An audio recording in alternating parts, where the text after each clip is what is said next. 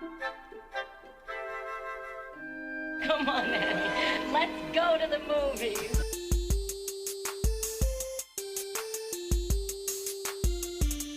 This is the Cinereelists, episode 482. My name is Kyle. My name is James. And my name is Zach. And we're here to talk about movies, movie lists, and movie obsession for the next hour or so.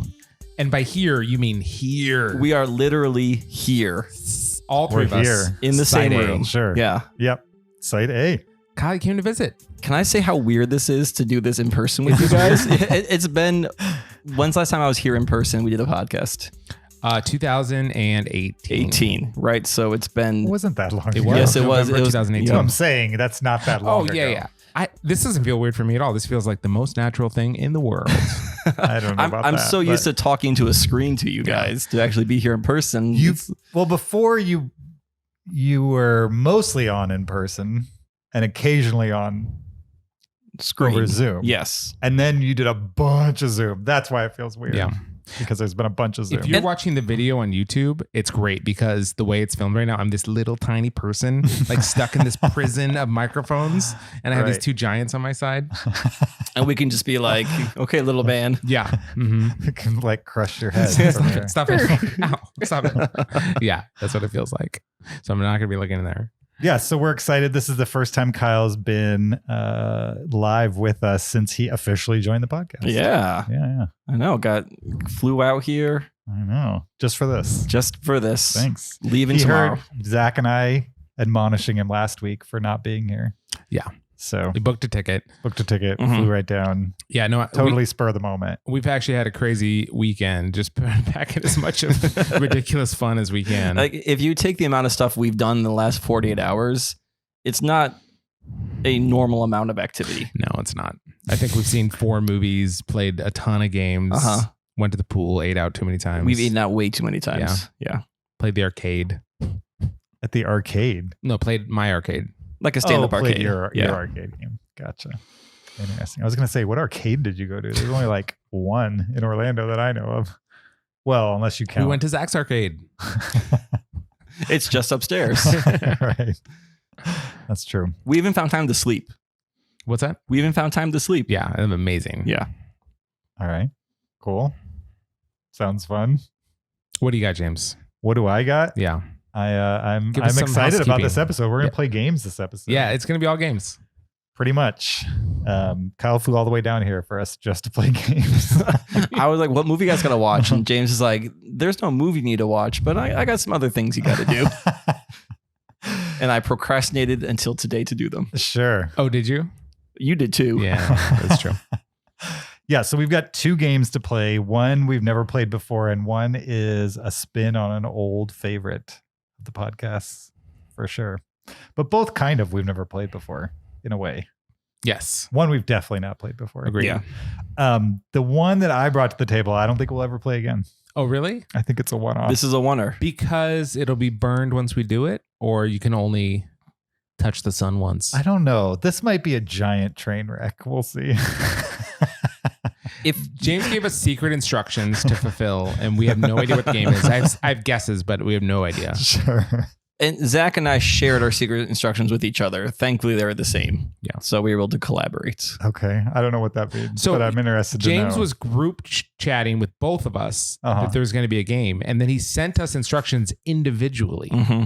for right. no reason. Wait, you shared the individual instructions? So, well, yeah, there wasn't a rule against it.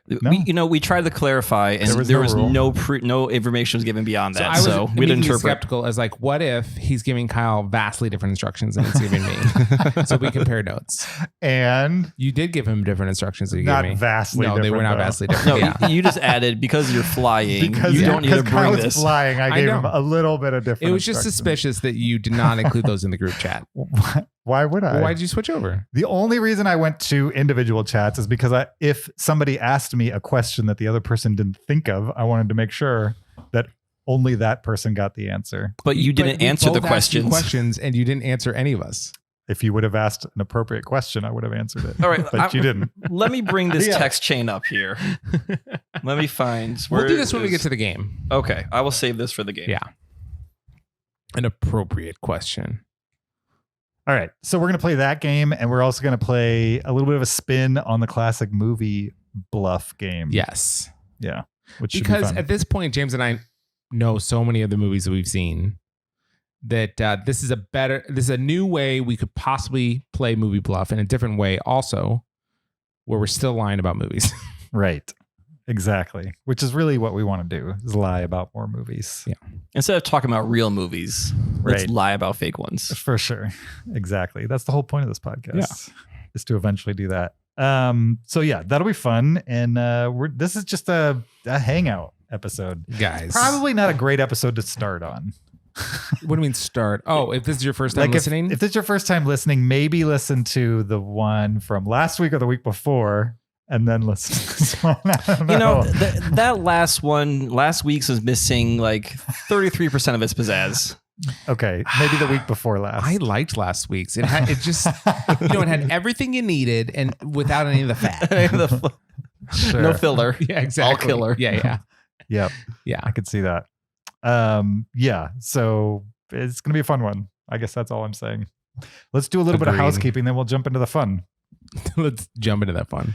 So there's a video version of this podcast that I think of any week, this might be the most important Why? as far as the video version. Why? Well, all will be revealed later. Okay. All right. So if you're not listening to the video version, I think you'll get a decent experience. But if you were to watch the video version on youtube.com, search Cinereelists, REEL with an S on the end. I think you'll get a better experience specifically with the first game. Okay. And so if you're listening to this via audio and you're like, whatever, I think you'll know at that moment when it would be important to flip over to the video version. Okay. So if you're refusing to do it now, you might want to do it later, I guess is what I'm saying.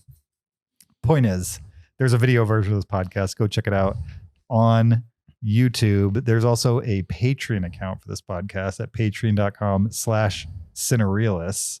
Support the podcast, get extra after show audio, amongst other things. Also, we are running a push to get 200 Apple Podcast reviews.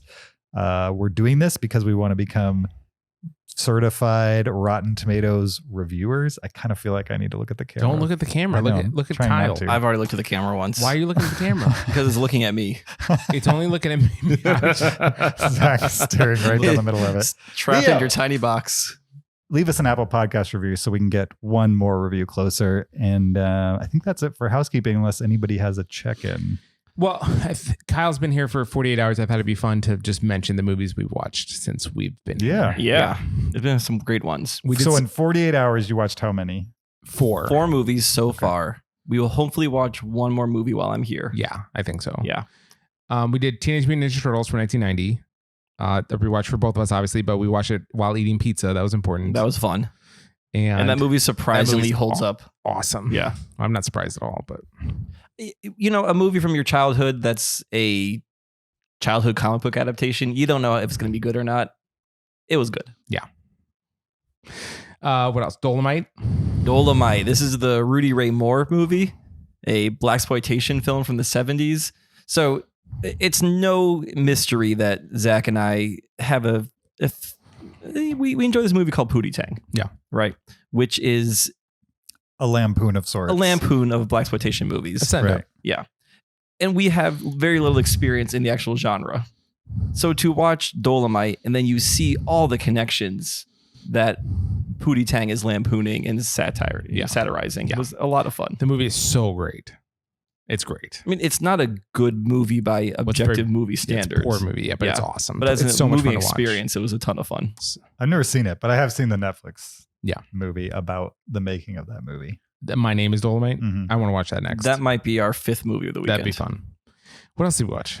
We watched Spaceballs. Spaceballs. Yeah. I forgot about that. Another yeah. one that held up pretty well. That was great. Oh, we were Yeah. going to watch Men in Tights. What happened to that? I think we have to choose Men in Tights or Dolomite as my name. Same time? Yeah, simultaneously, Okay. 2 TVs. Yeah. Yeah. And then we watched a listener suggestion. Friend of the show wrote in and suggested we watch. Yeah, Logan. Peak suggested we watch Bo Burnham's Inside, and so we watched it together. That was fun. It was I really enjoyed that. I laughed so hard during that. I was blown away by like his lighting setups for every single. So he does a multitude of songs, but it's not always just him in front of the camera with one light setup. Like he will do cuts and different moods and tones. Yeah. So Bo Burnham, I think, is such a creative guy, and it extends so much further out than just lyrics to his songs. Like he's artistically creative, like visually. And there's so many different lighting setups, concepts, looks, and thematically, I think it's a pretty deep piece of art. I think there's a lot going on in there. It starts off where you can sense this undercurrent of sadness, and then by the middle it's just depression. Like you're sort of seeing him mentally dealing with the pandemic, dealing with being in his house. And at first he's trying to be positive about it and like, oh, this is time for me to create. And by that middle towards the end, he's still creating, but you feel like it's more out of like a necessity. I think it's the first thing I've seen, first piece of art that has tackled the pandemic that I think I've seen. Yeah. That has tackled it or tackled it well? Maybe tackled it well. I watched the first 20 minutes of that heist movie. With Anne Hathaway? With Anne Hathaway. And that was so bad. I did not finish it after 20 minutes. It's bad. I've finished it. Okay. It never gets much better, but I don't think it's actually about the pandemic. I think it uses it as the most superficial of backgrounds. Yeah. For sure. Yeah. But I think I think there is a lot to be very impressed by from Inside. Yeah. And I laughed so hard at certain points. It was really funny and super well done. And yeah, I liked it a lot. Have you seen it? I did see it, and I liked it as well.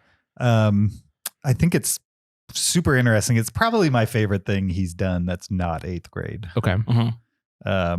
So like of his Bo Burnham centric comedy, it's probably my favorite thing. Okay. And I'm curious to know, and I'm not sure we ever will. It's kind of presented as if he's worked on this solidly and like never left a room or a house for a year, when I don't think that's actually true. Yeah, I doubt you know he what I mean? lived But it's in kind that. of presented that way, that he's like this hermit who never left. There's a segment at the end that kind of like is a fantasy sequence, but it kind of also insinuates that like, but it might just be an allegory for how his brain was working at the time, not necessarily his behavior, like physical behavior at the time. So I'm interested to know where the lines blurred as far as like, oh, this is. I also kind of felt like this was more of like an actual one-man show compared to some of his other comedy specials that kind of play like one-man shows. Sure. But those feel more like entertainment. This feels more like a drama that happens to have jokes in it.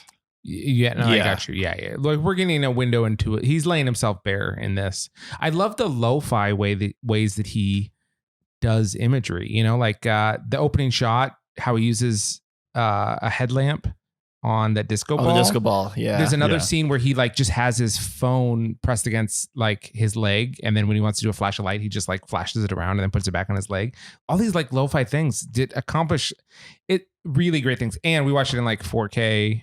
And it looked just pristine. You could see each one of those individual beard hairs as it was slowly coming in. Yeah.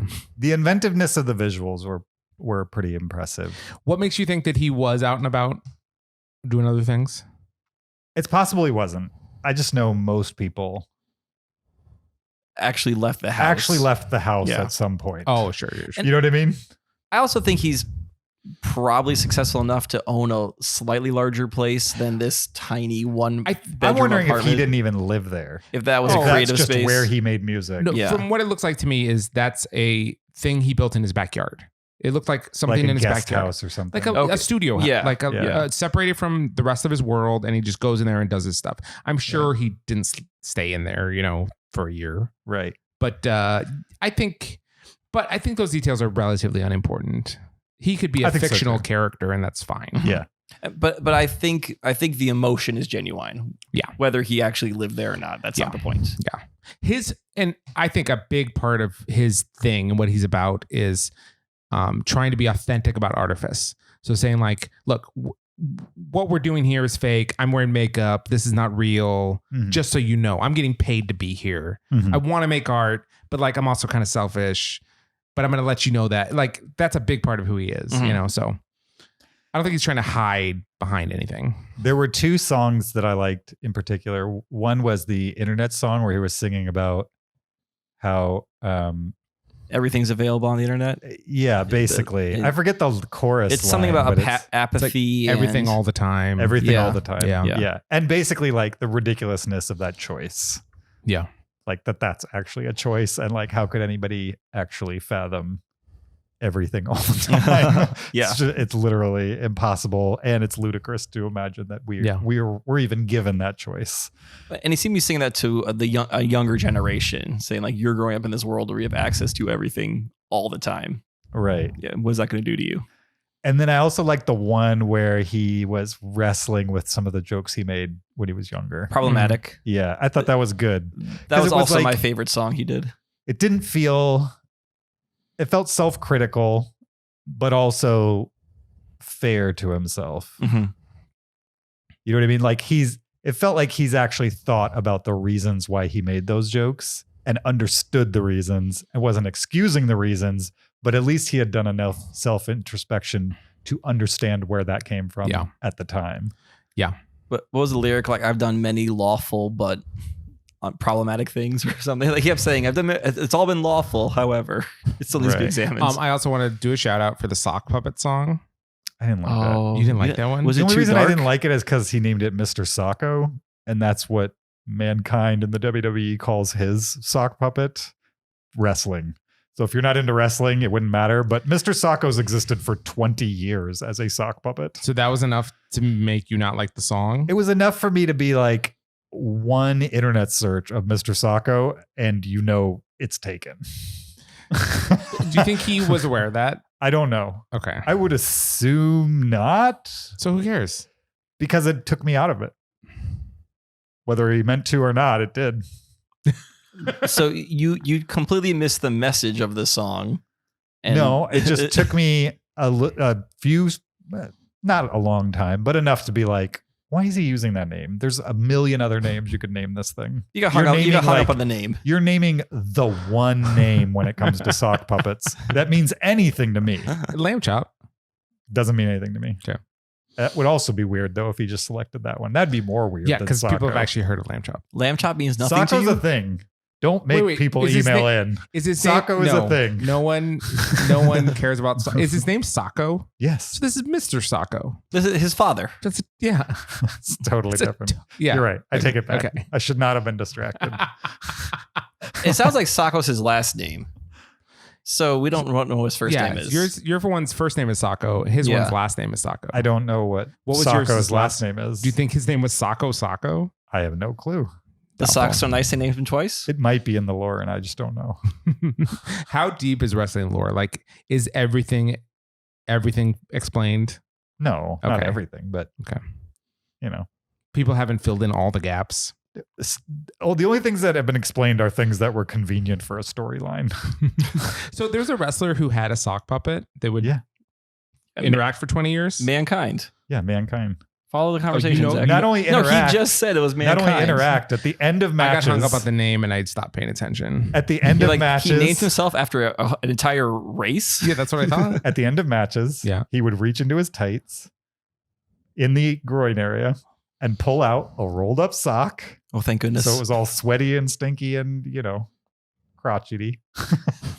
And then he'd put it on his hand and then stick his hand down the other wrestler's throat and supposedly like grab the inside of their mouth in such a pressure point kind of way that they would like slowly pass out in the ring. It was an actual wrestling And then move. while he's doing that, he's saying, and this sock's name is Socko. No, he would, as he's pulling it out of his pants, he screams Socko. And everybody in the crowd screams it as well because it's very telegraphed he's about to do this. And and then when he does like backstage interviews, he argues with the sock on his hand. But he's not a ventriloquist at all, so you can like see his mouth moving. It's really awful. That's awesome. I'm so glad I don't watch wrestling. Yeah, he's well retired at this point. So you could watch it and you would never see a Socko, but I just don't need to see anything of that level. all right, we are way off. So yeah, Inside I enjoyed quite a bit. Yeah, so that was a good listener suggestion. I probably would have not known that it was out there. I would not have watched it. Yeah. So thank you, Logan. I would have watched it, but that's just me. That's just Cool. Any other check-ins? No. Nothing else? It's just cool to see you guys. Yeah, this is awesome. Yeah. I'm excited too. It's going to be I'm excited great. to play games, especially your secret game, James. Okay, you ready to play a game? I am so ready for the secret game. All right. This may have been oversold, but here goes. We are going to play a game. So I have an explanation for why the game exists, but maybe we just don't even do that until the game's over. Oh, really? Yeah, maybe Whatever we just you play think the is game best. James, I trust you. As if it was just like a normal game. Okay. Because it It's is not. based on something. Okay. Okay. Hey. Go Okay, for it. this game, What have you got? which is wholly original, is called Movie Taskmaster. All right? Okay. Okay. Sure. Yeah.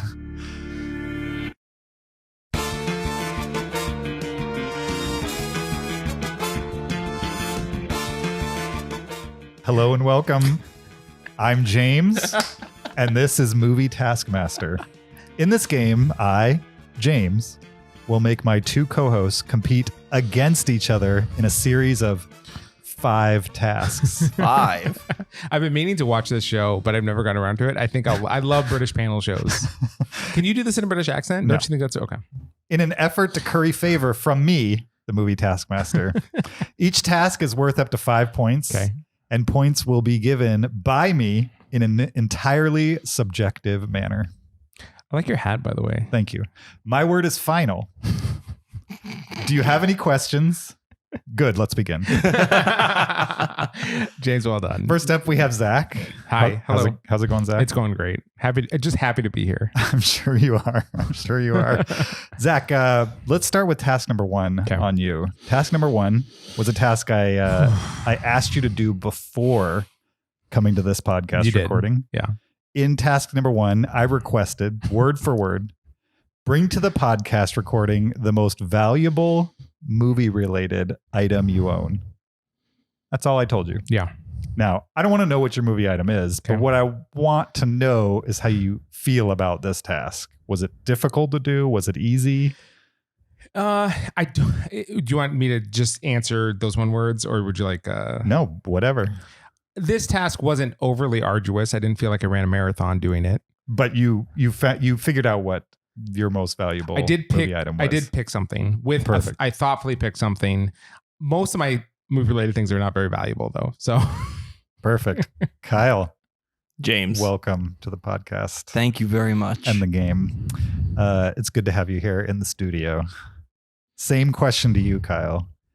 I gave you the task, bring to the podcast recording the most valuable movie-related item you own. But I added a little bit because you were flying, and I didn't know how big your valuable movie item would be. So I gave you a little caveat. I added, if it's too large to travel with, then take a photo of it and bring it to the podcast recording. So I did bring a photo. You brought a photo. Because Okay. I was not going to travel with this item. I'm interested to see what this item is. okay. How about you, Zach? I'm super interested. You guys have not talked about No, these things. he doesn't know my right? item. I have no idea what Zach's item is. I don't know his item. No. No, I do know his item. You do know his Yeah. item, so you're lying. I'm lying? You lied just a minute ago. No. I think I know his item based on a previous conversation. But you don't I'm not positive. actually know his item. No. I could Gotcha. make a guess and be 33% likely to guess. All right. Well, guessing's not the game, so Exactly. we won't guess. Okay. But we'll go back to Zach. Yeah. Zach, what is your most valuable movie-related item that you own? Please reveal it. Can I show it? You can, whatever you need to do. I have it under the table here. Okay. Zach is reaching under the table. If you're watching on YouTube, you can see the item for yourself. This is one of the moments I was thinking might be better on opening YouTube. a bag. He just hit a clipboard. Okay. This is my most valuable movie item. And what is this? Explain this to me. This is a bronze statue of Robin Hood. He's about maybe a foot high. Right. And this was given to me as a gift by my father because he knows I love Robin Hood. And he thought that this would be a really great gift. And he was totally right. And the thing is, I never talked to my dad about Robin Hood. So I was kind of surprised that he even knew that I would love this. Sure. And it was the last thing he gave me before he passed away. Oh. And so it is maybe the most expensive movie thing I own. But as far as like emotional value, I like it a lot. What would you say the estimated value on this Robin Hood bronze statue? Is it bronze? Or some version of bronze? It's either bronze or fake bronze. Gotcha. I don't know what it would cost new. I would guess somewhere around $50 to $75. All right. But that's not, the main value to me is that my dad got me an awesome gift, and I appreciate it. Very cool. And it's sweet. Some Robin Hoods look weird, like they're too hairy and not how I picture Robin Hood. But this is how I picture Robin Hood. So he's got long hair. Yeah. Does he have a mustache? He does. He does. Yeah. But what I love that he has is the sword also. Yeah. Oh, like yeah. he does not just have the And quiver the and horn the arrow. to call the merry men. Oh, perfect. So And- traditional Robin Hood has a sword, but they don't always have swords. Well, he fought in the Crusades, so he would have had a sword then. Mhm. So he has a sword, and since he lives in the forest, he carries it around with him too. And there's a lot of great little details on here. Mhm. There's a famous Robin Hood statue in Nottingham Mhm. that is kind of ugly, I think, and it's not this. So And I'm glad it's not that one. They should make this. This should be the actual. Yeah, I like this one. I Yeah. think this one's sweet. Nice. Kyle, Well, please reveal your most valuable movie-related item. Now, Kyle took a picture. I took a picture, and I'm going to say mine does not have the sentimental value that Zach's brought. Okay. So I'm not going to be able to lay the emotional aspect on it. But monetarily, Well, it's not a what- competition. It's just. I think it is a competition. Okay. Well, this is the one that stood out to me. But it is the most expensive thing that I own. And it is a poster from The Empire Strikes Back from 1980. An original It's an poster. original Okay. Empire Strikes Back poster. Sure. It's not the poster. It's not the Gone with the Wind poster that you're used to.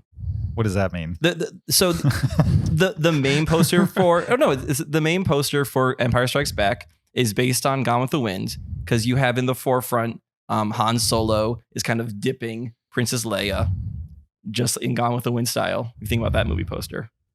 I am. I just never realized that the Star Wars poster was based on the Gone with the Wind poster. Yeah, there's a Is connection. it the there. Drusen? I don't think Drew Struzan did Okay. Empire Strikes Back. Yeah. Did I Drusen? It's Drew. He Struzan. did. Drew Struzan. He did. He did the re-release. Yeah, he didn't do the 1980 I don't think he did poster. any of the Star Wars No, posters, he was the doing original Indiana release. Jones, wasn't he? Yeah. Yeah. Anyway, so this is not the famous Empire Strikes Back poster. Like if you go to IMDb and click on a poster, this is not the one. But Okay. this is a Empire Strikes Back poster from 1980. It's got the Field of Stars behind it, and then you've got Darth Vader's helmet kind of taking up most of it. Sure. And then at the very top it says the Star Wars saga continues. And the bottom it says coming to your galaxy this summer. Okay. Yeah. Very cool. And this is an original theatrical poster. Correct. Very cool. What's the estimated value on that? I've seen most of the time, I want to say the average is $500 to $800. Wow. Yeah. All right. Where But- did you get it? I got so funny story. A friend of mine had these posters in his basement, like just sitting in the corner. And I went down there one time. I'm like, well, these are cool Star Wars posters. He's like, oh yeah, my dad got these when the movies came out. And they just sit down here. I'm like, wait, these are originals? He's like, yeah, these are originals that my dad got when the movies came out. I'm like, these are probably worth money. He's like, yeah, most likely. And then he goes, do you want them? I'm like, are you sure? He's like, yeah, take them. So I took them. He kept the Star Wars one. If you guys have watched the video, I usually have them posted behind me. Right. So he took the original Star Wars one. I took the other two plus the Star Wars re-release. And then I priced them out and I texted them and said, hey, FYI, these are worth, like hundreds of dollars. He's like, oh, cool. All right, enjoy them. So okay. He was totally fine party with them. That was my next question. Did you tell him? Oh, yeah. I told him. Yep. They also gave you the Millennium Falcon, or is this someone else? This is someone else. Okay. Yeah. Side note, I can save that for later. But I have no intention of ever selling these. Like the fact that they're worth money to me means nothing because I want to keep them. I don't plan on selling them. I don't plan on making a profit on them. Sure. Maybe 30 years in the future, I'll feel differently about it. But right now, I think there's really cool posters to have. Yeah, when you're ready to put Galen through college. Yeah. You But might want to sell posters. maybe he'll want them. Maybe. Or maybe I'll go to sell them and I'll find out that he lied to me and these are worth nothing. Sure. Or his dad lied to him. But I like them. They hold value to me. So. All right. So we got Zach, the sentimental favorite for sure, I would say. Well, also, it's a really cool statue. It is a cool, like, even though it's we're a in cool competition, statue, it's a cool but statue. The word was valuable. Yeah. I didn't put much definition to the word That's valuable. So it was kind of open to interpretation. Mm-hmm. I think you interpreted it in a different way than maybe Kyle did. Yeah. Although yours is not worth nothing. It's not like it's worth. I don't know. That's a guess. I don't know what it's worth. It's not like it's an old popcorn bin from a movie you saw 30 For sure, years yes, ago. for That's sure. worth nothing. But this It's- isn't some sought after collector item either. I've never seen it, Okay. but yeah. And it's movie related, but it's not directly related to a movie. Yeah. I love Robin Hood because of the movies. And So, thus, this yeah. is a statue of Robin Hood. Yeah. Right. I got you. Meanwhile, Empire Strikes Back is valuable to me Yeah. Oh, yeah. because it's a The movie Taskmaster. that I love Yeah. that you don't necessarily love. Yeah. So not only is Kyle's more valuable monetarily, it's more valuable to me. Yeah. Like if I had to have one over the other, no offense. I don't see you being like, I'm going to take that from you. Yeah, I would take the poster Yeah. any day. I would love to put that on my house though. Would you? But It's cool. It's Yeah. really cool. I do like the interpretation, and I like that yours is valuable in two ways more than one. So I'm going to give Zach 3 points and Kyle 2. Ooh. Wow. Only 2. So Out of 5. So Well, yeah. interesting. So the goal was to bring something more valuable than you. And you I didn't realize we were. Yeah. you convinced it them that yours you was more versus me, valuable. kind of- that's interesting. Okay. Okay. All right. All right. Yeah. So Zach and I had no idea that we'd be in competition. This is great Yeah. because we helped each other on one of them. We completely did. I would have tanked yours. I would have shot the floor on yours. Yeah. All right, here we go. Like- Task 2. Yes. You guys ready? Yeah. James is awesome, by the way. Take a piece of paper. Okay. Task 2 Oh, you're prepared. coming at you. Don't look inside Just a the blank paper. piece of paper. I can You look inside guys, the paper. you There's guys no each have a instruction. blank piece of paper and a pen. I'm going to read task 2 to you. Write a grammatically correct and complete sentence using only movie titles. Okay. Oh man. Longest sentence by number of words wins. Write a grammatically correct and complete sentence using only movie titles. Longest sentence by number of words wins. You have 1 minute and your time starts now.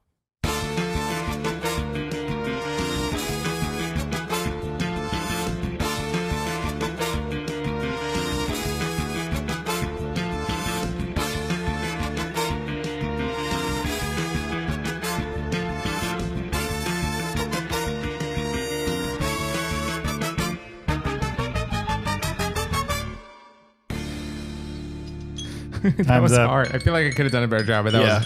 that was hard. All right. All right. This would have been fun to like do for 5 minutes. Yeah. The timer made it hard. The trying to We're having just 1 feeling minute the rush, you're but having like to I mean, pull we it. still got It seems like We you got- guys got long sentences out of it. Yeah. We'll see. I'm happy. Looks like Kyle beat me. We'll see That's if they're pretty much- grammatically Yeah. correct Okay. and complete sentences, Mhm. though. All right. Last time we went first with Zach. This time we'll go first with Kyle. Are you ready? Yeah, I'm ready. In the heat of the night, one flew over the cuckoo's nest to kill a mockingbird before midnight. That was great. That is a grammatically correct complete sentence. Fantastic. Thank you. For That sure. was awesome.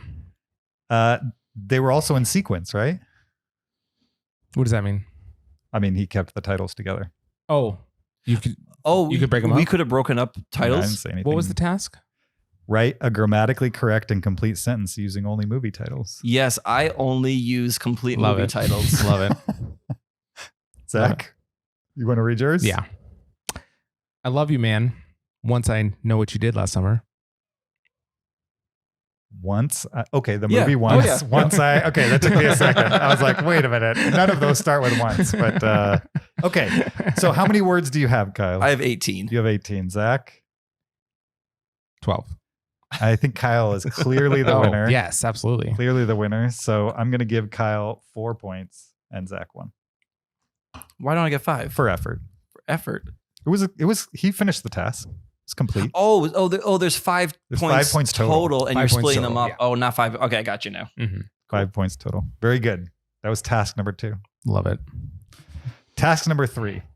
Select the best movie from Zach's physical media collection and return to your seat with it in hand. You will have 1 minute when we start this. Can we run upstairs? Oh, from my movie collection. Yeah, from So Zach's both your physical. movie grabbing it Yeah. from my movie collection. Right. I gotcha.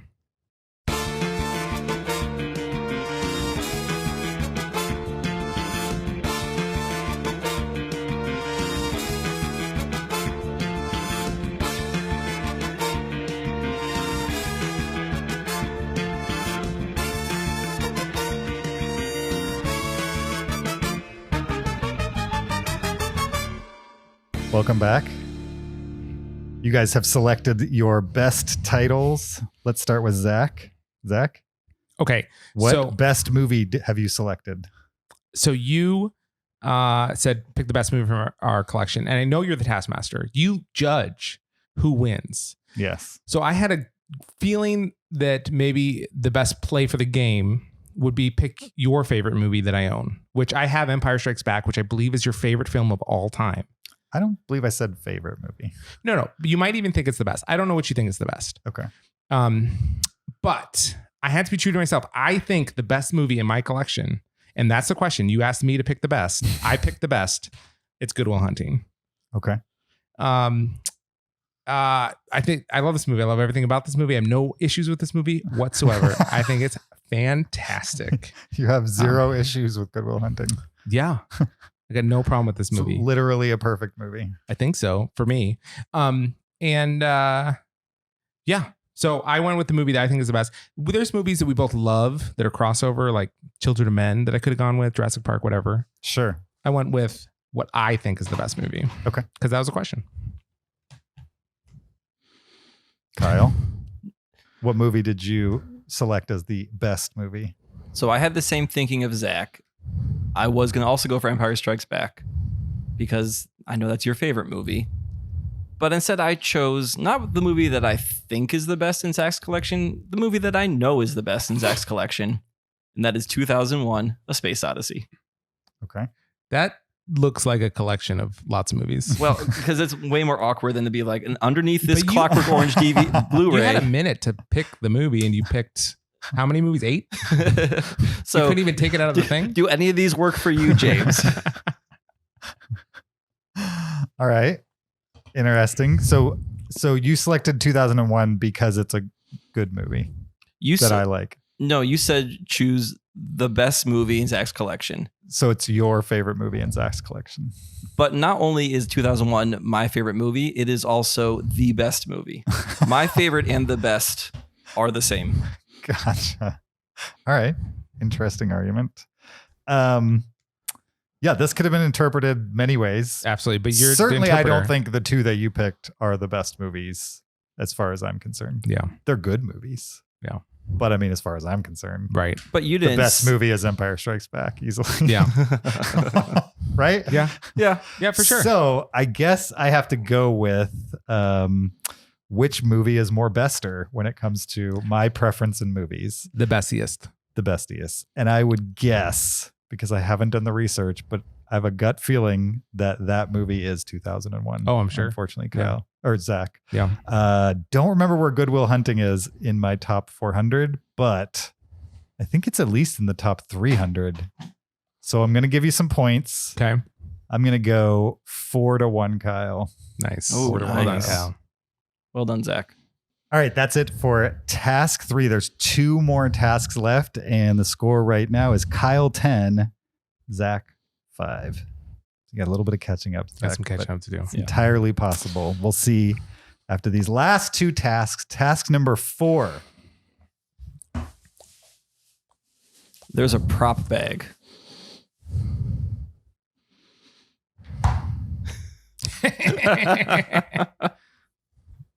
Using this Play-Doh, recreate the most iconic movie prop as accurately as possible. Easy. Using this Play-Doh, recreate the most iconic movie prop as accurately as possible. You have 1 minute. And your time You doing a lightsaber? starts now.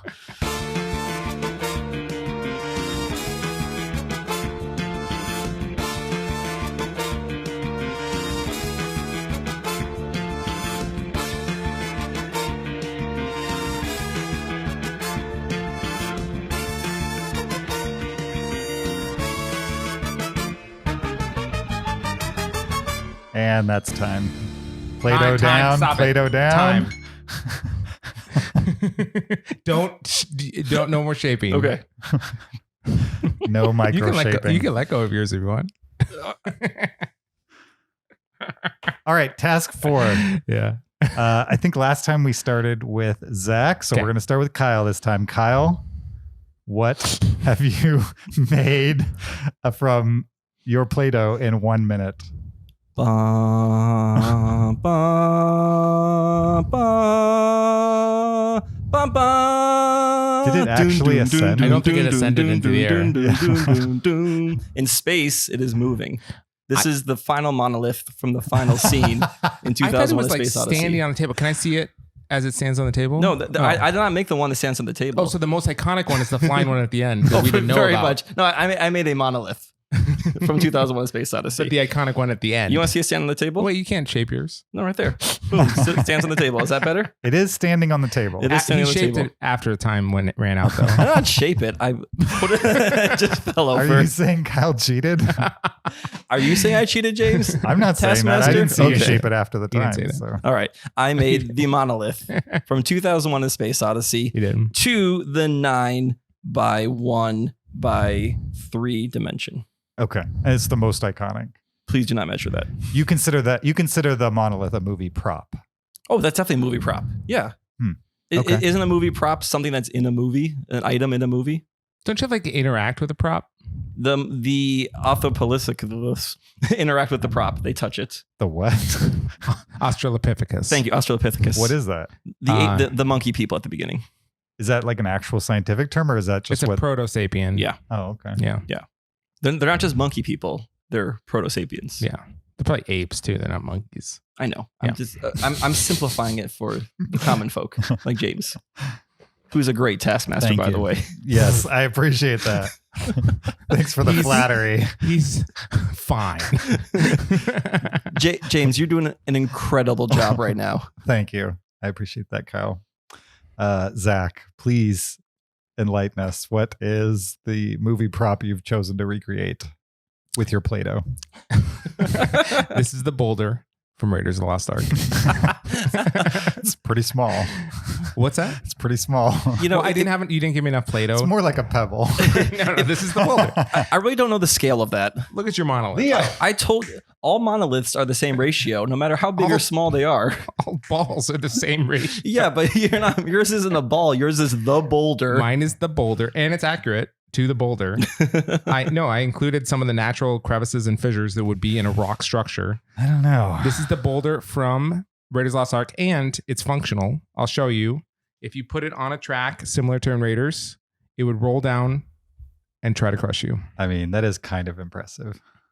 He's using new props. No, you said with Play-Doh. If he had made a Play-Doh track, I also didn't say you couldn't use anything else along with the Play-Doh.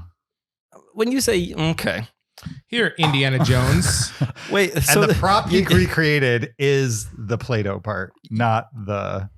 So your ramp boulder part. is smaller than Indiana Jones. No. So he's running from a tiny boulder. No, it's a metaphor, man. But it's not a metaphor in the movie. No, this is a metaphor for this. Indiana Jones is not actually a yellow Play-Doh cup. You know that, right? I really don't see when I watch movies. I feel. Okay, I would say that in evaluating this task, I figured both of you guys, given the time, would go minimal, but I had no clue you would go literally roll it into a ball and flatten a piece of Play-Doh. How do you think the ball? Roughly into a square. How do you think or the a rectangle? What shape would you barely. make the boulder from Raiders? I don't know. So I do feel that while you guys got the task done, it was How do you feel about? it was pretty bare minimum stuff. How do you feel about going to the same well of the same movie for two different tasks? Does it bother you at all, or are you fine with it? I don't know, but I will say that I think 2001, while a popular movie, is underseen compared to Indiana Jones. And so while I do believe these are both iconic, the question was the most iconic. And I think in that case, the boulder wins. The pebble wins. Hold on. Fine. Even a pebble is net. There's no pebble in the world that's this big. I mean, that can maybe take down Goliath. Hey, give me more. Give me enough Play-Doh. I'll make you full size. Because of that, I'm going 3 points to Zach, 2 points to Kyle. Ooh, I'm okay with that. Well done, I'm man. okay with Well that. done. Yeah. All right, final task. And this is a task I asked you guys in advance to create, correct? I'm happy with both of our videos. Yes, you gave us an instruction. Yes. The task was record yourself with your phone performing the most emotional scene in movie history. Yeah. The recording must be less than 1 minute in length. Mm-hmm. How did this task go? I procrastinated on this task for a long time. Kyle did. Okay. Yes. So did Zach. Well, I waited till you were here because I needed another Right, person to help. yes. So- Yeah. So it wasn't procrastinating in your case. You intentionally I waited wanted till the to last do a minute. good job. I wanted to give it my full effort. Okay. Mhm. And I- Kyle just winged it because he was procrastinating. I Is that don't what I'm feel hearing? like he really wanted to be there. It's hard for me to. I don't act. It's hard for me to put myself out like that. Okay. So this was a challenge to you. This was a personally. challenge for me. Okay. Also, a lot of the emotional scenes I found were either like the scenes I found emotional, are either between multiple people, which I was trying to pull that off, or it's more someone physically emoting than verbally emoting. And I, not having any acting talent, trying to physically get the words out was hard enough to actually show the emotion. So Okay. I chose a scene that I thought I could recreate. Zach, we collaborated, not knowing that we'd be in competition, but I think the fact that we helped each other makes our videos better, and you will enjoy them even more. Zach, what was your experience? Similar to Kyle's, or did you have no problem with this? No, I didn't want to do it either. But I know I had lots of movies that I thought would be fun to do. Mm-hmm.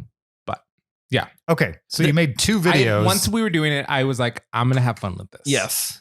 I'm not just going to do the bare minimum. That was my goal, is to not do the bare minimum. Do something I was proud to present to you. Okay. Yeah. And Zach and I have a history earlier in our friendship of making videos. So this felt like a callback to 20 years ago. Of get the camera out and let's make something stupid. Yeah. And I kind of appear in Kyle's video. No, I would say you're the prop master. I'm the of prop mine. master, Yeah, yeah. You're not in the movie, Yeah. but you're like the puppeteer. Yeah. You don't actually see Frank Oz underneath Yoda, but you know he's true. there. That's true. All right. Well, let's see one of them. I think, who do we start with last time? I went first with the monolith, so Zach? Zach's gonna go first with his Let's video. see. All right. You ready for this, James? Your video. I cannot wait. Do you need any Kleenex? This is an emotional scene. I hope I don't, but we'll see. Okay. We might have to stop it midway. You're just going to press play. All right. I'm going to Okay. hand it to you. Here we go. If you need a moment to just take in the image before you press play, feel free. Okay. All right. That's interesting. All right, here we go. Dad, come on. Dad, come on. We got to get up. Dad, we got to get out of here.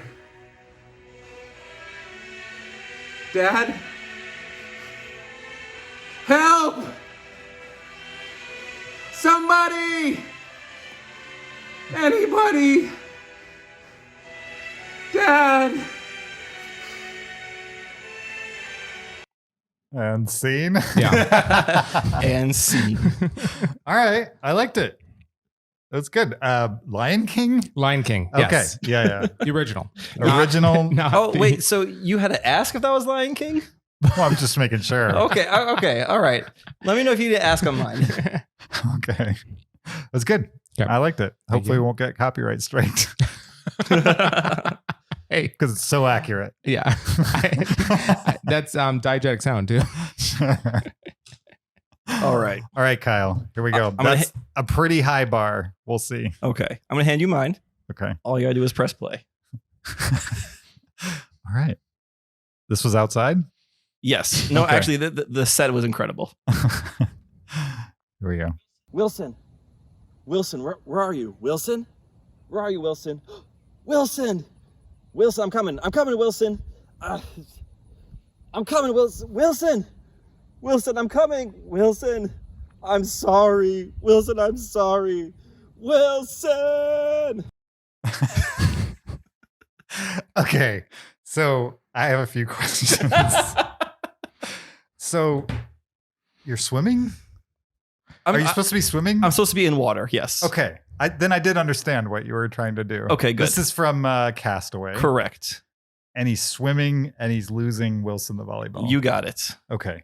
And I think I barely saw the volleyball in the corner because your iPhone was like covering up most of it. Oh, no. But I did see a little ball. Okay. A little volleyball like poking its head out. Watch it again and make sure that you don't have the screen up there and you'll see it. I'll watch a portion of it. Okay, so the ball just kind of pokes its head up. Yeah. That's what I thought. I'm glad you at some point gave one movement like you were swimming because the rest of the time you're not swimming at all. What are you doing? Standing there? Just holding his arm out. Well, no, like because a- he's holding onto this boat. That's why he can't get Wilson because if he lets Okay. go of his boat, Sure. right? So he's kind of like, I vaguely remember that part of the yes, movie. maybe I could have treaded water on land a little bit more. Sure. It is the most emotional scene in all of film. It is the emotional climax of Castaway. That's true. It's the Sure. most emotional scene in that movie. Yeah, well, for maybe sure. second most. Good one. I do like the creative use of location. Mhm. I think that worked. I mean, I generally got that you were swimming. Thank you. It confused me why the lake was there at first, but then I was like, oh, the lake's a substitute for swimming. But We yeah, were at the pool yesterday. We could have actually done this in the pool if we had thought this through. Yeah. good job. This was the one that at one point I told Zach I'd never ask him to do something that I wouldn't personally Yeah. do. This is the one I lied about. Would never do this. This is the one you lied about. Would never do this. If somebody asked me to do this, I'd be like, that's all right. Not doing it. Oh, man. So given that, I have to give you guys points, right? If you did something I would not do. Sure. I think they were both good. And I think I prefer Zach's. Not by Fair. a lot, though. Okay. I think if you had done it in the pool, I'd actually like yours less. You like mine less. I think the idea of setting it against the lake was actually kind of ingenious, given the resources you had in the moment you were shooting. Thank you. I consider doing mine shirtless. Would that give me more or less points? I think you probably would have won had you gone shirtless. Really? Ah. Not because I want to see you shirtless, just because that's some dedication. If For I had sure. crawled in that lake, would you give me more points? You probably would have gotten all the points. Because that came up in conversation too. Do I go in the lake? Yeah, no, I think as it stands, I'm probably giving Zach a 3 and you a 2. Nice. All right. Well done. Nice. Good job. Good job. Thanks for the help For on that. sure. It was Very- like the old days. Yeah. Very nice, fellas. Thank you both for playing. The final score was 14 to Kyle, and to Zach 11. Well done, Kyle. Well done. Thank Good you. job. Kyle Thank wins. you. 14 to 11. Kyle is Taskmaster Jr. Ooh. Officially Does Taskmaster that mean Jr. he's the next Taskmaster? As soon as I die. It's a lifelong appointment. Which might happen between now and decades from now. Exactly. I will be in the wings waiting. Awesome. Well, thank you both for playing movie Taskmaster. Goodbye.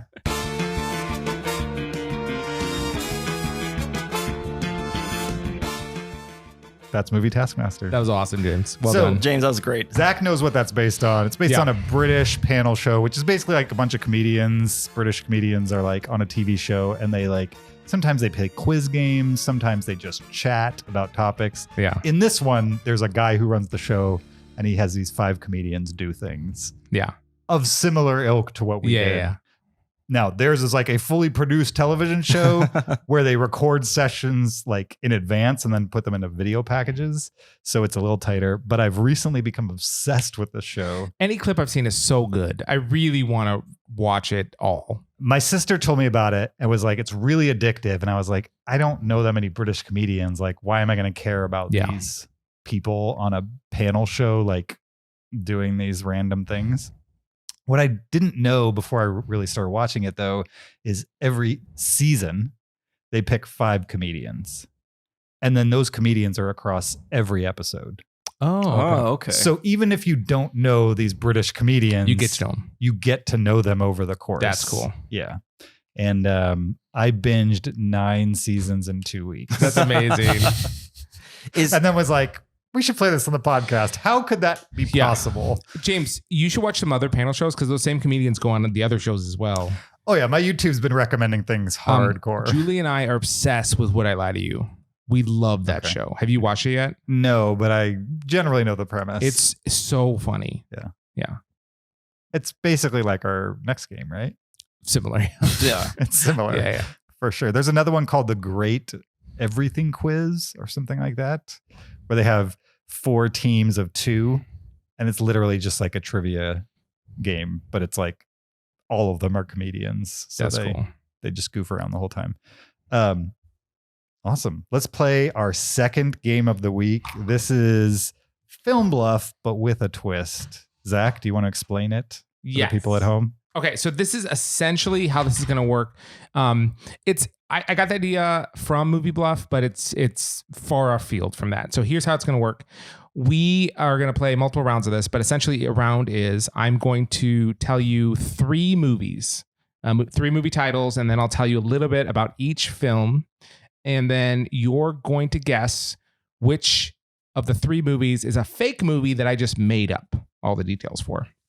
So the other 2 movies are real movies that exist. All the details I tell you about them are true as taken from IMDb. I personally have not seen any of these films, but 2 of them are real movies on IMDb, and one of them is one that I just completely made up. Okay? So that's the gist of it. We're going to do 3 rounds each, and we'll do one at a time. So I'll do one, then Kyle will do one, then James will do one, that kind of thing. Okay? Mm-hmm. Nice. So let's start with the first one. And I wish I had a laptop. This would be easier to like collate information. So I'll be looking at my phone and my paper. Try not to gather any clues from like what you think I'm looking at, because I will try to be confusing about where I'm getting my info from. Okay. Fair. But the 3 films are The Age of Insects. You can write this down if you want. The Age of Insects, See Me After Class, and Unkissed Bride. Okay, those are the 3 films. Let me pull up. Can you repeat them? Yeah. The Age of Insects, See Me After Class, and Unkissed Bride. Okay, let me tell you about Age of Insects. Please. Okay, this is a sci-fi comedy horror. Okay. It came out in 1990. Here is the IMDb plot description. The Age of Insects follows the metamorphosis of a young delinquent forced by his parents to undergo dubious orthopodization treatments from an insect-obsessed doctor. Okay. This movie is directed by Eric Marciano. Can you pronounce that again? Marciano. Marciano. Eric Marciano. You're positive about that? No, I've never seen this movie. Okay, and no one you know is in this movie. All right. Okay, so that's the gist of this. Okay, the next movie, hold on a second, is called See Me After Class. Okay, this movie is from 1986. It is an comedy. Okay, the IMDb plot description is a ragtag group of ne'er-do-wells hatch a plot to save their school from shutting down by turning the campus library into a brothel. It's directed by Paul Michael Glazier. Paul Michael Glazier. Or Glazier. Glazier? It could be, is he French? Yeah. Does this movie seem French to you? And the only two people in here that I think you know, Lauren Hawley and Lawrence Fishburne. Okay. And the last film is Unkissed Bride. This is from 1966. And it's a comedy. And the IMDb plot description is a young couple's honeymoon is disrupted by the groom's childhood obsession with Mother Goose. Unable to consummate the marriage, they head off to a psychiatrist where the fun really begins. What year? 1966. 66. Okay, so those are my three films. Two of them are real. One of them is fake. Okay. All right. At this point, do we lock in? Yeah, now you're just going to, you can give a little bit of your reasoning and then pick your movie. Okay. So I'm gonna. James, have you once you've locked in, let me know and I'll give out my reasoning. I think I've locked in. Okay. I'm gonna say that See Me After Class is your fake movie. Okay. And my two clues were the use of the word ne'er-do-wells seems like a word that you would use. Okay. And I don't think Lawrence Fishburne was in this movie. Okay. So those are my two things that tipped me off. Age of Insects sounds like a real weird movie. And Unkissed Bride sounds like a 1966 comedy. Okay. So if either of those, if Unkissed Bride is the fake one, then you did a really good job of nailing that era of comedy. Gotcha. And James, what's your guess? I went with Age of Insects from 1990. Okay. It's the only one that didn't have actors attached to it, right? Unkissed Bride didn't either, but Oh, okay. Yeah, actors of note. Well, I'll stick with Age of Insects. And I also thought the IMDb plot was like just too weirdly Very worded and wordy. alliterative and like $10 words compared to what they normally use. sure. But maybe that's what it is. It is what it is. I don't know. Who knows? But I kind of feel like maybe you made it up. So Age of Insects from 1990. Okay. The one I put that I lied about is See Me After Class. All The one Kyle right. guessed. Yeah. Okay. So Kyle gets a point there. Why don't we just keep track of our own points, Yeah. Kyle? Okay. All right, Kyle, you want to go next? I do. I have 3 very real movies in front of me. Great. Okay. The first one is called Take It to the Zone. This is a 2003 movie. It is comedy sport. The only cast member you're going to recognize is Devon Sawa. The plot description. When a star high school quarterback gets injured, he must decide between his love of the game and his future. His girlfriend, Andy, has other plans. I also wrote down the tagline for these movies from IMDb. And this one is Take It Home or Take It to the Zone. Exclamation point. What year was that? This is 2003. Okay. Did you say who was in it? Devon Sawa's in it. I don't know who that is. Do you know who Devon Sawa is? No. Okay, good. Like Idle Hands. Glad it's irrelevant to both of us. Okay. Well, there's the only name I recognize from the list. All right. My second movie is from 1990, and this is called Camp Cucamonga. This is an action adventure comedy, and it is starring, a lot of names you recognize. John Ratzenberger, Jennifer Aniston, Danica McKellar, Breckin Meyer. It goes on for a while. Jaleel White. Jaleel White. Jaleel Urkel? White. Yeah, Urkel's in this one. What year? This is from 1990. Okay. And then What is this about? Oh, thank you. Yeah, of course. Standard camp shenanigans and romance amongst the counselors and the campers at a lakefront summer camp. Standard. What a shenanigans. weird plot description. Standard shenanigans. It's like Standard Generic shenanigans. movie begins now. And the plot tagline is the zaniest, most hilarious summer vacation ever. Or standard. No, it's standard shenanigans that are zany. Uh-huh. My Okay. third movie is from 1995. This is an action adventure comedy called Cruel Jaws. A huge shark terrorizes a beach in Florida, and the locals try everything to kill it. What year? This is from 1995. No one you know is in this movie. And the tagline is, this time it's even more personal than the last time. Okay, I'm locked in. And there's no actors in this that we would know. Not that you would know. No. Julia White isn't in this one. No Urkel in this one. Okay.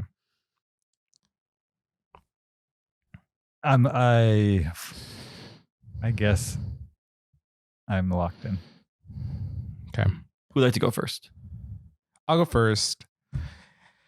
I don't know which one is the fake one, but I would hope. I'm just hoping that the third one is the fake one, the Cruel Jaws. Cruel Jaws. It's just so silly that it doesn't belong in this world. I'm sure it's real because it's silly, but I'm going to say it's the fake one. Cruel Jaws. Okay. I feel like I was definitely going to go with Cruel Jaws, but I changed mine to Camp Cucamonga because I feel like the people that you put in there, We're not like acting together. it's In not necessarily 1990? that. It just feels like something that you could have easily just thrown the kitchen sink at in the hopes that like people wouldn't catch on that you're making this up. Yeah. He had a ton of names into there. And even like the plot description was like, standard. Standard That's not an shenanigans. IMDb way to talk at all. but you could also see some random movie having that in there. You know what I mean? Yeah. So it's not like big budget movies that people care about would never have that word in there, but this might. Yeah. And if Cruel Jaws existed, we would never have heard about it. If this movie existed, I feel like we would somehow know that Jennifer Aniston was in this ridiculous summer camp movie. Yeah, so I picked Yeah. Camp Cucamonga. I like that. All right. pick. The actual movie that I made up is Take It to the Zone, the high school football movie. That's awesome. All right.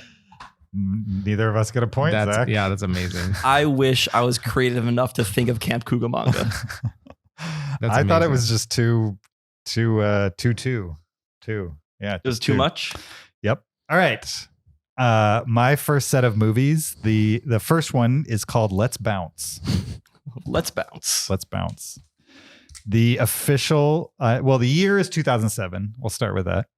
And the official IMDb plot synopsis is a man with a criminal past and his daughter plan a life-changing art heist at her new college. This is a comedy. It's rated PG. The director does not matter. Okay. And the cast is Martin Lawrence, Oh, Raven Simone, and Donny Osmond. so Donny Osmond is the father and Raven Simone is the daughter. Zach. Yeah. Think about it. What? Martin Lawrence. Yeah. Raven Simone. Yeah. And Donny Osmond. Yeah. What was the plot? It was a man and his daughter, right? A man and his daughter, a man with a criminal past and his daughter Okay. plan a life-changing art heist at her new college. Okay. So Donny Osmond and his daughter Raven Simone, or Martin Lawrence and his daughter Raven Simone. I know you don't see color, but let's think about this for a second. Okay. I just realized that Martin Lawrence and Joey Lawrence are different people. Yes. Very different people, All right, I would say. all right. All right. My next movie, What year was that? that was in 2007, Okay. is called Man About Town.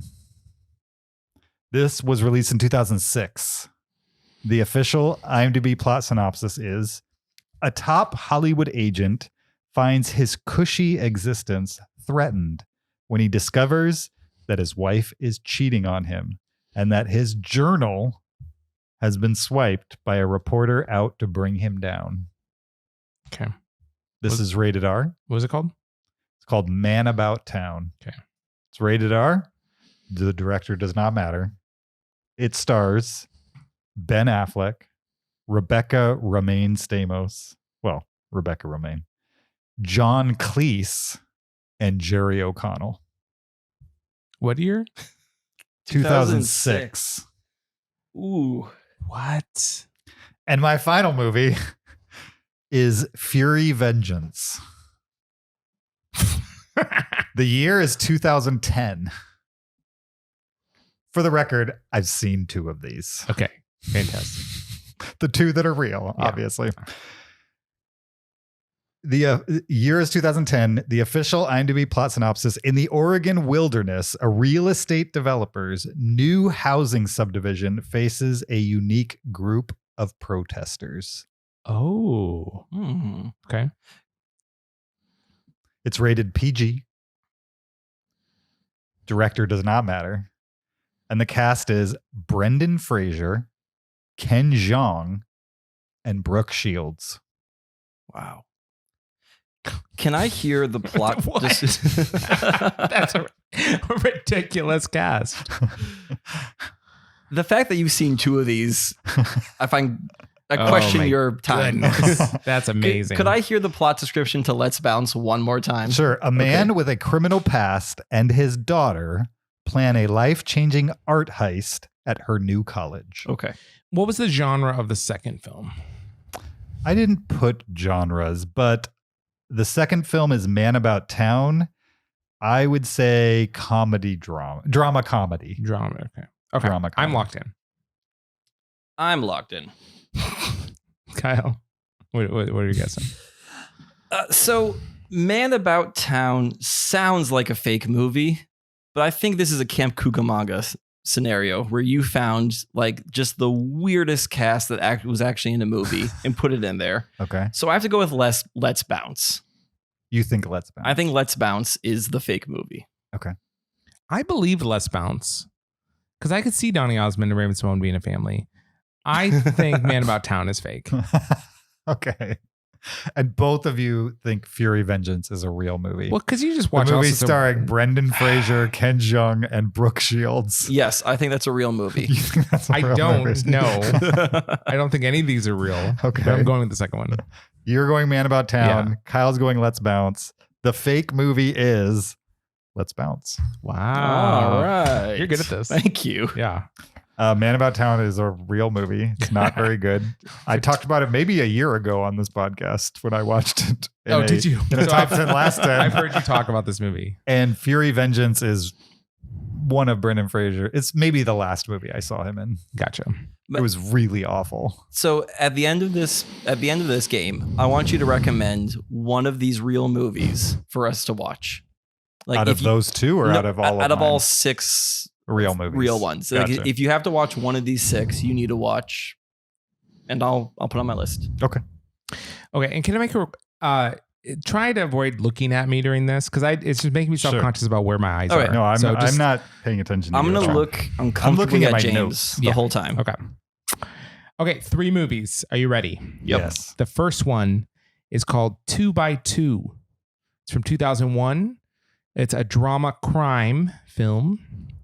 The IMDb plot description is: an aging zookeeper is swept up into the world of drugs and money when he joins an underground poaching ring and meets a kindred spirit. Is this like all spelled out 2x2, or is it like 2x2? TWO space BY space Okay. TWO. Thank you. 2x2. The next film is called Male and Female. Like ampersand or the... Just Um, kidding. It does not matter. It's from 1919. 1919. 1919. It's an adventure drama. Lady Mary Lazenby is a spoiled maiden who always gets her way. Don't look at I'm me. sorry. I'm not trying to look at you. I'm listening. I'm not trying to like. Until shipwrecked with her butler, then learns which qualities are really admirable in a person. Okay. And the next movie is called Dirty Little Billy. From 1972, it is a biography Western. Of who? It stars Gary Busey. What year was this? 72. It stars Gary Busey.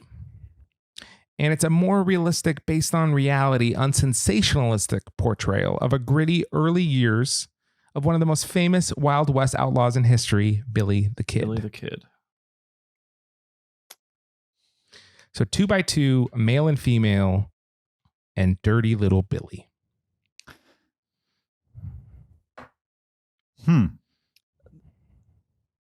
All of these sound fake. Yep, they do. Well, I don't know. I think I have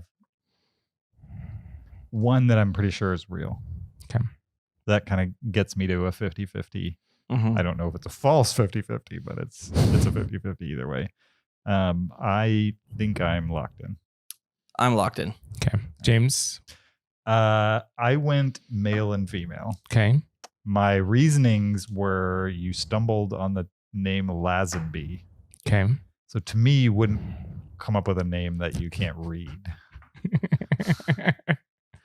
Okay. Oh, wait. So we're supposed to be picking the ones we Do you think I think it's made up? fake. Yes. Okay, then I'm going to change this. I'm going to go with 2x2. Okay. I haven't heard Kyle's yet, so it's okay that Okay. I changed it. hilarious. I'm going to go with 2x2. Okay. And why? There's no lazy Because bee. I had to switch it. Gotcha. And I feel like Gary Busey is Gary Busey. The Gary Busey one was the one that I'm pretty sure is real. It's Dirty Little Billy. Dirty Little Billy. Yeah. I believe that movie exists and that he starred in it Okay. before he became the Gary Busey that All we know today. So if I can't do male and female, then I'm going to do 2x2. Gotcha. Kyle? This is a really tough one. Male and female sounds like a movie from 1919. Okay. So again, if that's the fake one, you hit it, right? I agree. Dirty Little Billy seems like the most realistic one. Gary Busey was hot stuff pre 1995. Yeah. So I could see him playing Billy the Kid. Yeah. So I'm gonna go by 2x2, and the reason I'm doing this is 2x2 is a biblical reference, and I think you were thinking 2x2 animals, zookeeper, and then Interesting. took it that direction. Interesting. All right. The answer is 2x2. All right. Yeah. Oh, wow. Yeah. Nice. Guys, I'm 3 for 3. I got 1 point. Kyle's killing it. All right, Kyle. All right.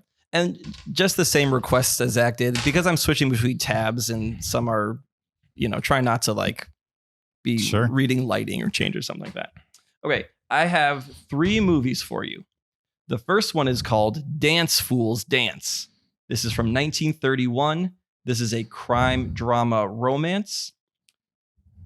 The plot is, after the death of her father and loss of the family fortune, Bonnie gets a job as a cub reporter while her brother becomes involved in bootlegging. This stars people you would know, Joan Crawford and Clark Gable. And that's it. The tagline to this movie is, she dances her way from the gayest social world to the grimmest underworld! Exclamation point. Okay. All right. The next movie is from 1967. This is called The Karate Killers. This is a comedy crime thriller. The plot description: Uncle agents Napoleon Solo and Ilya Kurikin battle thrush spies to seize Dr. True's secret chemical formula used in extracting gold from seawater. This is starring Robert Vaughn, Joan Crawford, Telly Savalas. Names you'd recognize. The tagline is, a new Uncle Thriller. Okay. And my final movie is called Summer Solstice from 1928. This is a comedy romance. The plot description: a young woman falls in love with an older widower while summering with her family.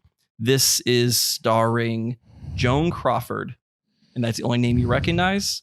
And the plot description to this movie is love is in the air. Okay. I'm So locked this in. was the Crawford trilogy. This is a Crawford trilogy. Summer Solstice was what year? 1928. Interesting. Yeah, I'm locked in. You're locked in? Hmm.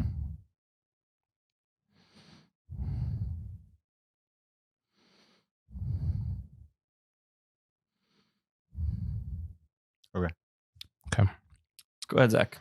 I'm going with the third one. Summer Solstice. Yes. Okay. I feel like it had the least detail In the plot description. Okay. And sometimes IMDb is like that, but sometimes IMDb is just so oddly specific that it just had not a lot of detail. I thought if you want to like sneak one past us, you're like, let's just get it over with, pull off the Band-Aid. Cool. So the 3 years you gave us was 31, 67, and 28. Correct. There's a pretty broad gap between two of them and the third one. I don't really know how long her career was, but that's a long career for somebody back then. for Joan sure. Crawford had quite the filmography. And I don't really know who Joan Crawford is, to be honest. Like, I don't think I could pick her out of a lineup. Okay. But, and I feel like Karate Killers, there was some words in there. Kind of, I didn't even fully understand what you were saying when you were saying it. Did you follow what he was saying? It was like a word salad. It of was like a a bunch of. I like the tagline though. Another Uncle movie or whatever it was. Another Uncle thriller. It was a great tagline. You said the word Uncle Agents. I don't. Oh, is that like Uncle, like the man from Uncle? Is that what that means? I guess so. So it seems like something you didn't make up because I didn't fully understand it. So I was like, why would Kyle write it this way? So I don't think it's that one. The most innocuous one to me was Fool's Dance. So that's what I picked. The fake movie was Summer Solstice. Ooh, nice Zach's job, on the Zach. board. finally. Yeah. So we're at 1-1-3. Yeah. All right, here we go. My round 2. Okay. I will tell you that these 3 movies do have a theme. You might catch on to the theme right away. Okay. The first movie is from 2006. It's called Medea's Family Reunion. These all Medea movies. The official IMDb plot synopsis is: while planning her family reunion, a pistol-packing grandma must contend with the other dramas on her plate, including the runaway who has been placed under her care and her love-troubled nieces. What's the This was title? written, directed, and starring Tyler Perry. Okay, what's the title? Medea's Family Reunion from Okay. 2006. Okay. Next movie is Medea's Class Reunion from 2003. Okay. Class is in session and Medea's going to teach you a lesson. And the last one, Medea's Big Happy Family Okay. from 2011. The crazy and comical Mabel Simmons, otherwise known as Medea, tries to wrangle her fighting family together for a family dinner regarding the health of her niece, Shirley. Which of those is not a real movie? What year was Medea's Big Family? Medea's Big Happy Family? Oh, sorry, Big Happy Family? Medea's Big Happy Family was from 2011. 2011. And then 2003 was Class Reunion. Yes. And 2006 is Family Reunion. Medea's Family Reunion. Yes. Correct. Well, I assume Medea is in the title of all of them. It is. Okay. Are you guys locked in? Yeah, I'm locked in. I'm locked Okay. in. Cal? I'm going to go Medea's Class Reunion. Me too. Why do you say Class Reunion? 2003, I think Medea was new enough to the movie sphere where she wasn't just like going right to reunion movies right away. I thought it was too specific of a Medea movie for that early on in the Medea universe. If Medea Class Reunion was like post 2009, I'd start to question, but it seemed a little early for Medea. Plus, it was like there were 2 reunion movies, so I felt like it was one of those 2. And Family Reunion sounds like more of a slam dunk to exist. Yeah. Sure. You're both correct. Wow. It was Class Nice. Reunion, which is not a movie, but it was a TV movie. Oh, that's a movie. Not really. The 2003 though came from the day it was a stage play. Oh, really? The year was a stage play. Okay. Interesting. And I'm pretty sure Family Reunion Family Reunion was one of the first. Okay. So 2003, I probably shouldn't have gone with 2003. I think it was the year that I think that that's gave what it gave it away. away. Yeah. Yep. I liked it. But other than that, I hadn't. I don't know anything about Medea. I was banking on that. Zach, what is your final set of movies? All right, I have 3 movies. All right. Kings of Fire Mountain, The Valley of Gwangi, and Six Pack. I'm going to go through each one. Don't worry. Kings of Fire Mountain, The Valley of Gwangi, and Six Pack. Kings of Fire Mountain from 2001. This is action adventure drama. And the plot description is a suicidal loan officer's journey into the heart of the Amazon in search of cursed treasure. Then we have The Valley of the Gwangi. This film is an action adventure sci-fi thriller western. From what year? 69. how do you spell Gwangi? Grangi?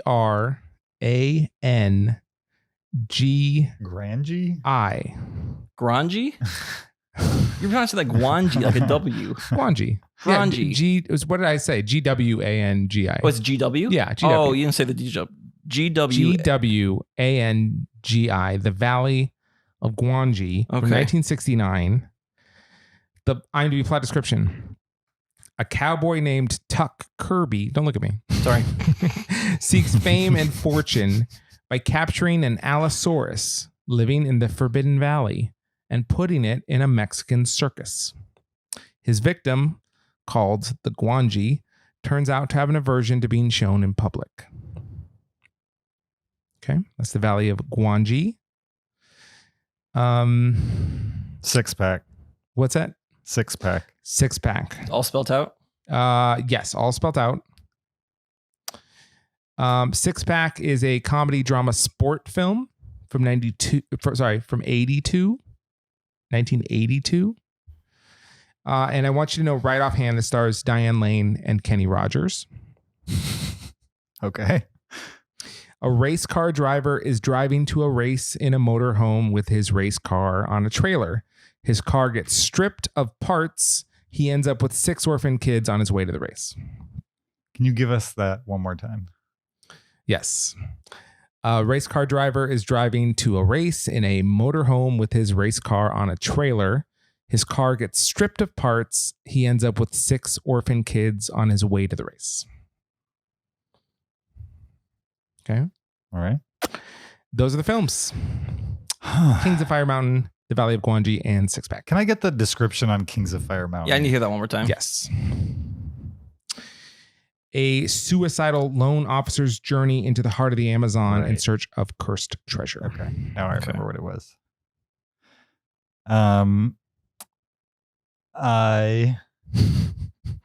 This is a hard one. This is I feel a like Zach one. slipped up on something, and so that feels like the one I should go with, but I don't know. He might have just slipped up on it. Okay. Are you thinking the same thing? I'm locked in, You're locked in. but I don't feel as confident as I have in other ones. Yeah. The only thing I have to go off of is the one I think he may have intentionally slipped up on. What I slip up on? I don't want to say. Okay. Well, I'm locked in, so you can go ahead and I'm not going to change my You base. spelled Gwangi differently twice. Did I? Yes. I didn't intentionally do that. Okay. Well, you definitely did it. Maybe I You did. spelled Maybe I it with didn't. an R, and then you dropped the R and changed it to a W. Who knew? Who knew, James? So I feel like, Gwangi.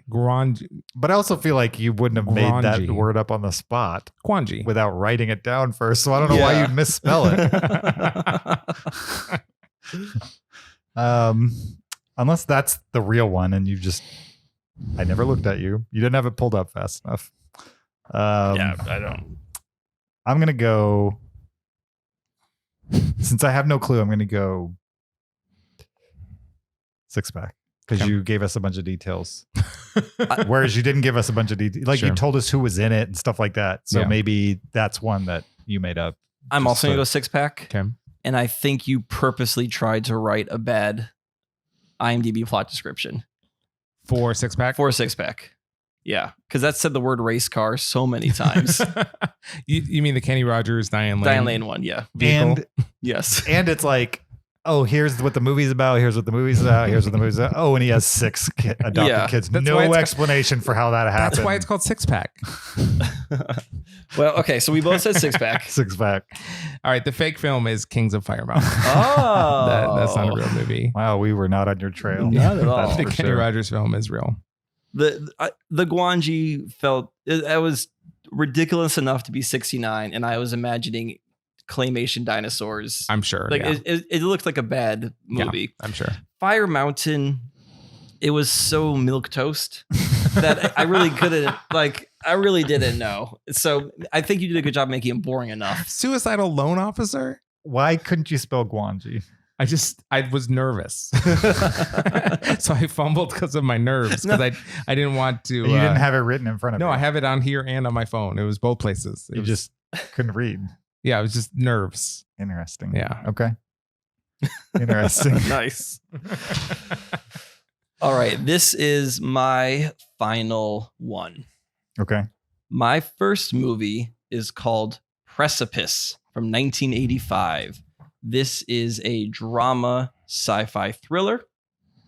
The plot description is a heart surgeon collaborates with an offbeat scientist to perform the first baboon heart transplant with deadly results.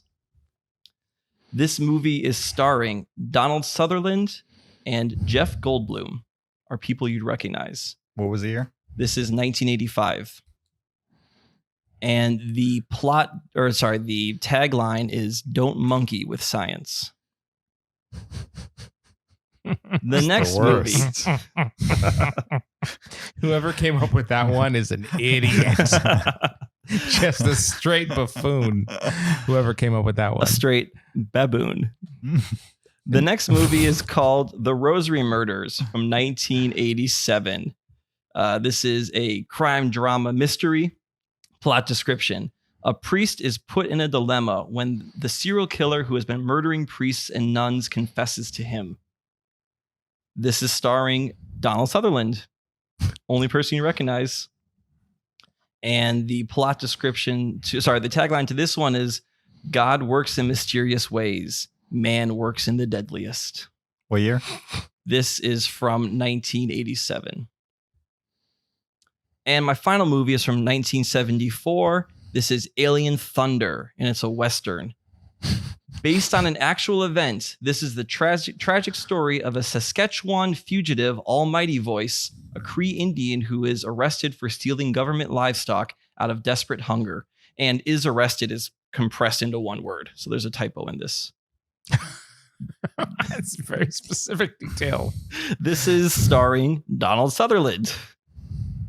And the tagline to this is "There is none." Okay. There's no tagline. No tagline. No tagline to Alien All right, Thunder. I'm locked in. for You're sure. locked in. Oh, yeah. Okay. I guess I'm locked in. It's Precipice. Precipice? Yeah. Okay. As soon as you read it, I wrote down a big no. I wrote down no as well, but I wrote down no for Alien Thunder. Is that your guess, Alien Thunder? No. My guess is Rosemary Murders. The Rosary Murders? I wrote no as in you did not make that up. Oh, okay. I wrote no as in As that's in not he real. made it So up. why do you think I made it up? Because you are correct. The answer is Precipice. Awesome. Precipice is it's not an exciting high vocabulary word. It's just a big vocabulary. Like, I don't know. I think precipice is a word that Kyle would make up. You think it's never going to be a movie title? No. The word precipice. No. I think it's a movie that Kyle would make up. Okay. I think that these are all Donald Sutherland movies, and this one just happened to also have Jeff Goldblum in it. And I'm not buying that. And the plot description to me sounded like you made it up. Can I tell you something? Yeah. Is it a real movie? No, Precipice is fake. Okay. But I took a real Donald Sutherland, Jeff Goldblum movie called Threshold. That's how I got to Precipice. So all you changed was the title? No, I changed a couple other things. Okay, nice. It is about a heart surgeon and a crazy guy. I threw Okay. in the baboon heart thing. Yeah. And I made up "Don't Monkey with Science." Fantastic. Yeah. So- The tagline I thought was Silly. That's great. That's why I So was there is a Donald egging you on. Sutherland, That's amazing. Jeff So they've Goldblum done movie, it. Okay. yeah, about a heart surgeon. That's but hilarious. I was like, this is too bland. Let's Yeah. throw monkeys in it. Let's All get right. something. Why did you think Rosary Murders? Well, Donald Sutherland was definitely in like some religious thrillers in Mhm. the Like 70s. Don't Look Now. Yeah. Yep. Yeah. And I think he was also in what's the movie with like the kid who's possessed? They remade it. Oh, The Omen? Yeah, The Omen. think you're correct, I think yeah. Donald Sutherland's in The Omen. If not him, somebody like him. So I kind of felt like it could have fit in those, and that's why you made it up. Mhm. But you didn't. It's Nice. just one of those. Point to But Zach. evidently he was in. All right, my last set of three are start with Friends with Money. The title of this movie is Friends with Money. Friends with Money. It's a comedy drama. The official IMDb plot synopsis is: after she quits her lucrative job, Olivia finds herself unsure about her future and her relationships with her successful and wealthy friends. This is from 2006. It's rated R. The director does not matter. And the cast is Jennifer Aniston, Catherine Keener, Frances McDormand, and Joan Cusack. Quite the cast. Quite the cast. The next movie is Remember the Past. Is this a flashback movie? Very, Back to the very Future? possibly. This is a comedy drama. A group of friends go on a cross-country driving trip, and along the way, secrets from the past cannot help from becoming revealed. Okay. What year? 1993. Okay. PG-13 for language and brief drug use. Director does not matter. Okay. Brendan Fraser, Steve Buscemi, and David Schwimmer. Okay. First movie starred Ooh. Jennifer Aniston. Oh. Oh. 3 to Tango. This is another comedy drama, 1999. A rich businessman's assumption that his new colleague is gay leads him to ask the man to keep an eye on his mistress. However, the man is not gay and begins to fall for the woman himself. This is PG-13 for sex-related situations and language. Director does not matter. And the cast is Matthew Perry, Neve Campbell, and Dylan McDermott. Dylan McDermott. Wow. Okay, I'm locked in. Could I hear the plot description for Friends with Money again? Yes. After she quits her lucrative job, Olivia finds herself unsure about her future and her relationships with her successful and wealthy friends. Plot of Friends. Is that the plot? Oh, it is kind of the plot of Like it Friends. starts. She runs away from her engagement at the end. Yeah. And Jennifer Aniston loses all her money, right? Yeah. Her friends bail her Yeah. out. Yeah. Interesting that somebody would make something with a similar plot to Friends. I'm locked in. I'm locked in. Okay. I'll go first. Okay. I was feeling Remember the Past because Schwimmer in a 93 movie I just don't see happening, but I gotta go Friends with Money because I feel like I would hear about this movie. It Do you seems, think Friends with Money is I think Friends with Money is your fake movie. okay. Yeah. Zach, I think Remember the Past is the fake movie. why? I don't see those actors together on a car road trip. You don't see Brendan Fraser, Steve Buscemi, and David Schwimmer? I don't think Steve Buscemi is like twice the age of those guys. I feel in my head. This is 1993. Sure. Yeah, this is 30 years ago, 27 years ago. That's interesting fact. That's a good fact. You underestimate how old Brendan Fraser is today. I think I do.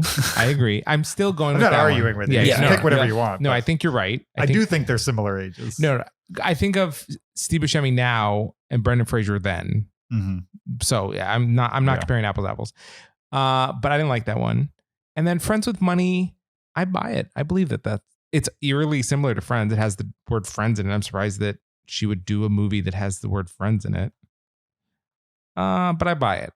So I'm going with Remember the Past. And no suspicion for 3 to Tango. 3 to Tango is definitely a real movie. Something called 3 like it's you take a common phrase, takes 2 to tango, 3 to tango. You're saying I couldn't have made that up. I mean, I'm not saying so you couldn't obvious have, I couldn't but have made it up. I think you could have made it up. that feels like the most real of the three of them. Okay.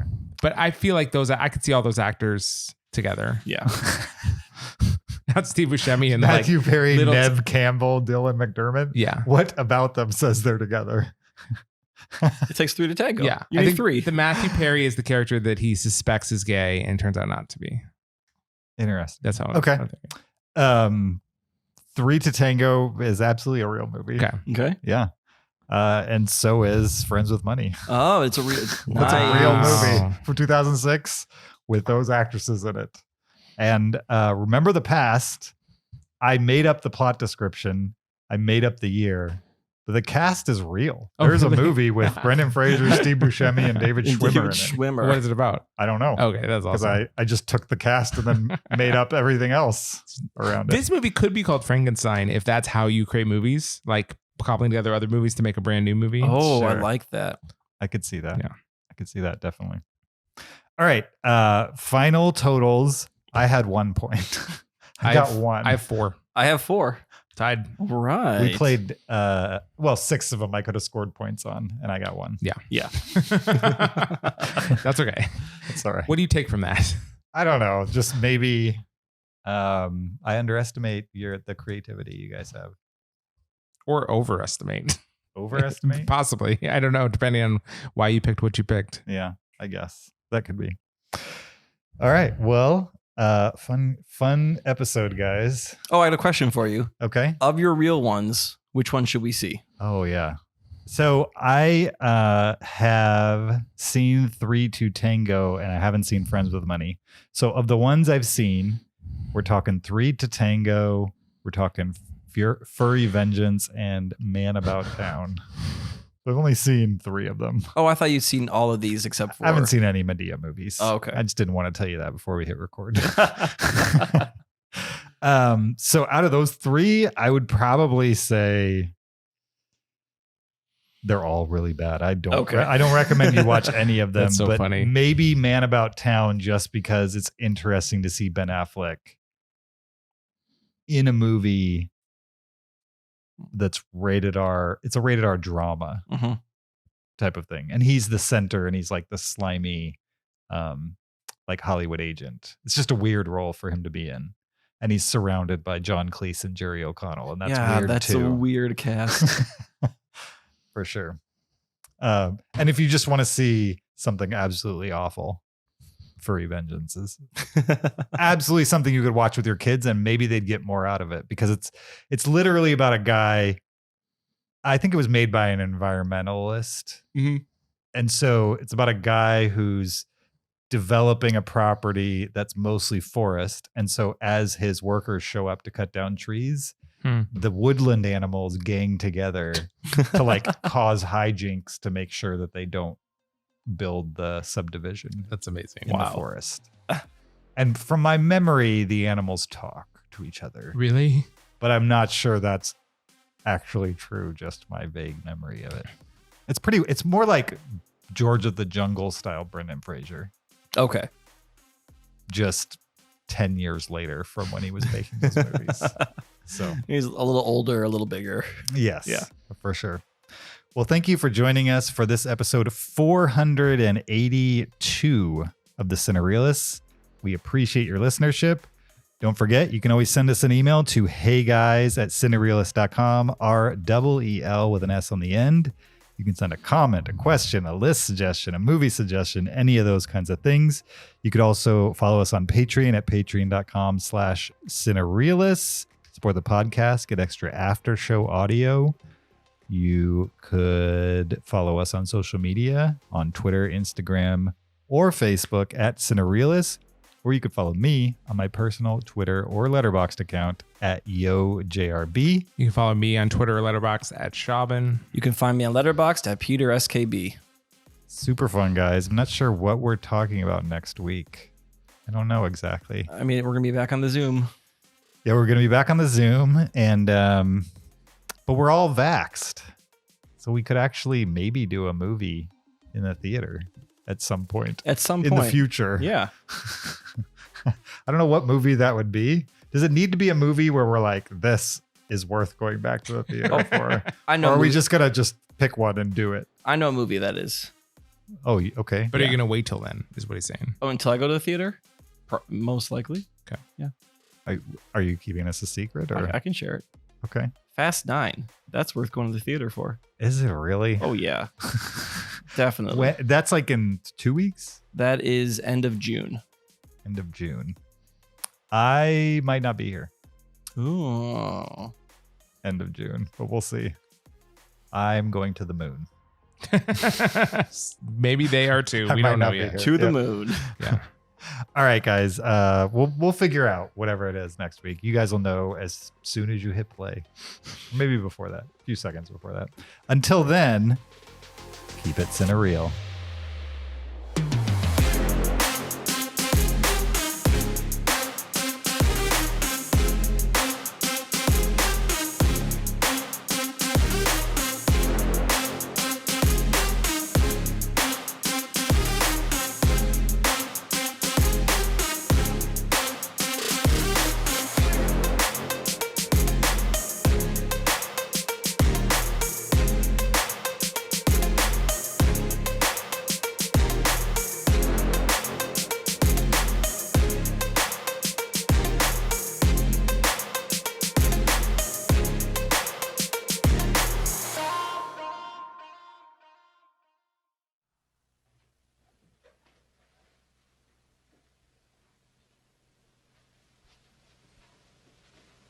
You're still here?